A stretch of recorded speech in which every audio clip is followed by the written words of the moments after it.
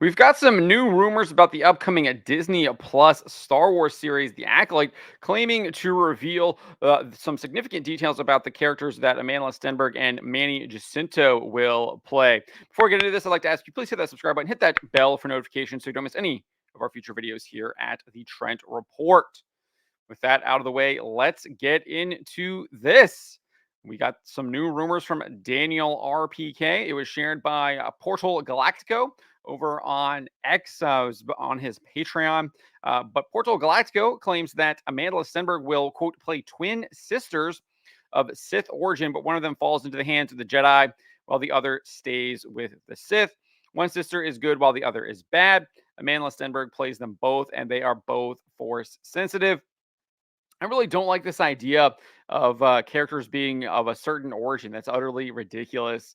You're trained in a certain way. I think is more proper, and obviously, you aren't just like born into the Jedi or born into the Sith. Now, surely they can have, I guess, characters where Sith people are trying to basically be like the Bene Gesserit and are trying to match people up, and they want to raise those kids as the Sith, and they do after they are born and everything like that, and that makes sense. But as far as like kind of just being Sith origin, maybe I'm being a little bit nitpicky here, but it's just I just don't really like that phrasing.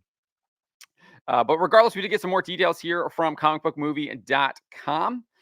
Saying that one of the twins will be trained by the Jedi, while the show primarily follows the other sister, who is trained to become a Sith assassin and is tasked with killing Carrie Ann Moss's Jedi Master character.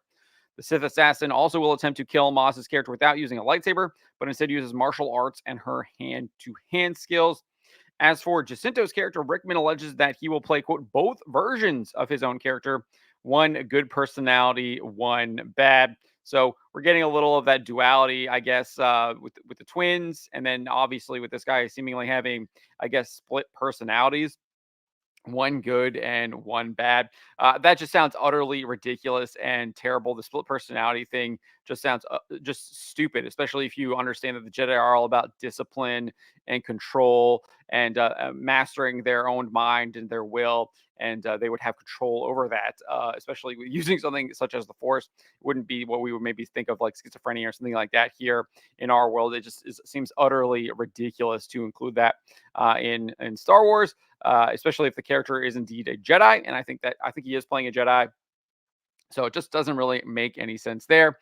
As far as the twin sister thing, it just feels like a gimmick to me. Doesn't really feel really inspiring or motivating to make me want to go watch this show at all. And there's a lot of reasons why I don't want to watch this show.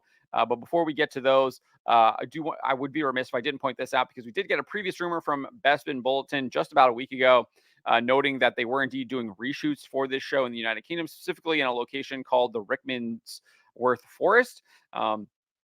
And at those reshoots, Stenberg's character was allegedly playing a Sith character and was in a duel with a Jedi character. Notably, Bespin Bulletin detailed that Stenberg's character was visually different than how she appeared during her appearance in a trailer shown at Star Wars Celebration in April. This is what the outlet said. The Sith appeared to be Amandla Stenberg's character, though the appearance of the character is different to the shots of her that featured during the Acolyte trailer shown at Star Wars Celebration. During the Rickmansworth shoot, Stenberg's hair was notably longer and was tied in a unique style. Stenberg's outfit featured a short sleeve dark gray top and dark gray bottoms with black boots and a piece of black clothing placed over the top of the gray shirt. The black item of clothing that sat over the gray shirt flowed down the actress's back like a cape and appeared to have a similar piece placed in front of the outfit that ran between the actress's legs. Completing the outfit was a crimson red lightsaber, which Stenberg swung towards her co star. And you can see here that this is what she wore during Star Wars Celebration, significantly different from how Bespin Bulletin is describing what she was wearing during that reshoot. As far as why I think this show is going to be an absolute disaster, well, here's just a piece of that piece of of the puzzle here. We had Leslie Headland informing Entertainment Weekly back at Star Wars Celebration, saying that the show doesn't have a war involved in it. This is what she said. We're looking at a timeline where there is peace throughout the galaxy, and it was very challenging and interesting to make a Star Wars with no war in it. So the question became, well, what should the show be about if it's not going to be about galactic conflict? And I think that what makes this show different and interesting is that it's from the perspective of the bad guys or the villains of Star Wars. These are people who are using the Force in their own way, dipping into the darker sides of the Force, and are doing it without being sanctioned by the larger institution, which in this case is the Jedi. She then shared, I think that Star Wars is always about some version of the underdog versus the institution. And I just thought it was very interesting to do a show about the bad guys and to set that during that time period made the most sense. So I think that's what sets it apart. It's kind of almost flipped. We have more Jedi than you've seen in any of the Star Wars content, but at the same time, I think you see more morally ambiguous characters than you've seen in other Star Wars content. So massive, massive red flags there, showing the villains as kind of the protagonists, probably going to try and portray them as something you should emulate, even though she is describing them as the bad guys. The idea that they are indeed the protagonist is a massive red flag. And then obviously here saying that there's morally ambiguous characters in Star Wars just sounds utterly absurd to me. Clearly, there is right and wrong. George Lucas has made this abundantly clear in numerous interviews, and this is just absolutely, I think, ridiculous to be including in Star Wars, and goes against the entire franchise's premise that there is indeed good and evil, and you usually pick a side. Uh, Nevertheless, Hedlund concluded saying, and I think I can say this pretty confidently, I don't think you're going to see action in other shows the way that you see it used and utilized in our show.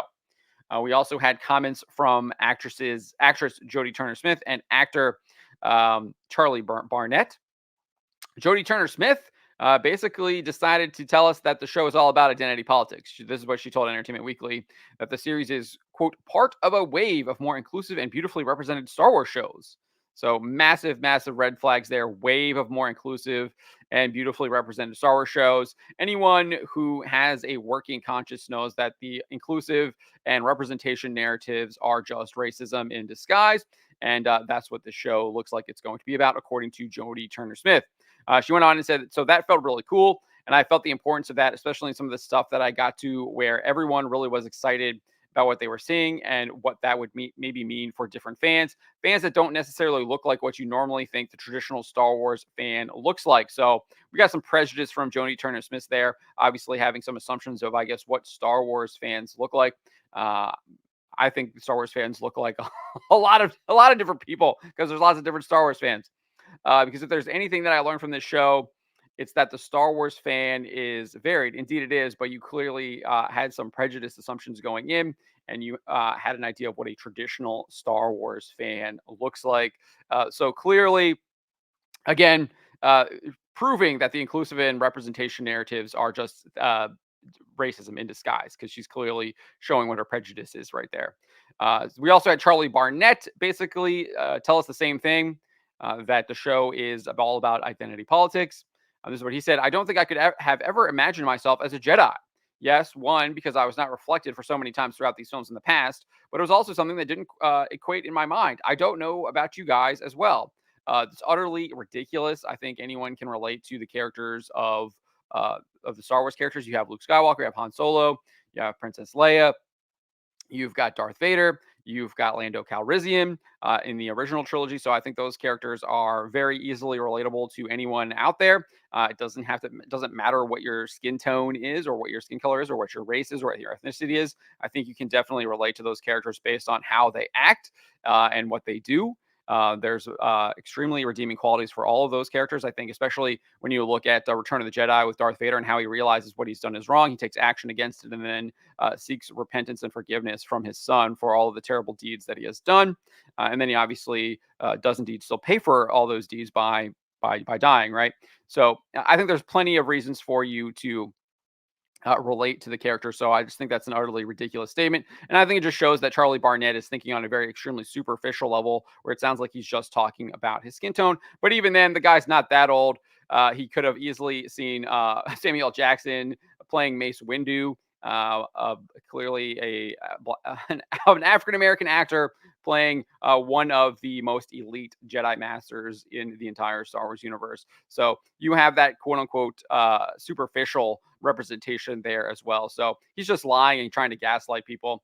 Nevertheless, he went on to say, so to see such a diverse group played out now, I know that it's going to be a healthy reflection of so many other young people and old people. No ageism allowed in this.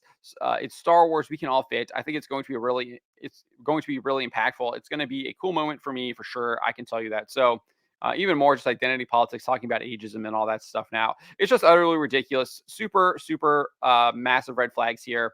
And I think the show is going to be an utter disaster because it looks like it is indeed focused on wokeness and identity politics. And when that is your focus and that was what you set out to do, you can't make anything good. It'll always just be twisted and corrupted. But those are my thoughts on these latest rumors, according from the Acolyte. Let me know what you guys make of this. Leave a comment in the comment section below. Remember to always be charitable, but to always speak the truth.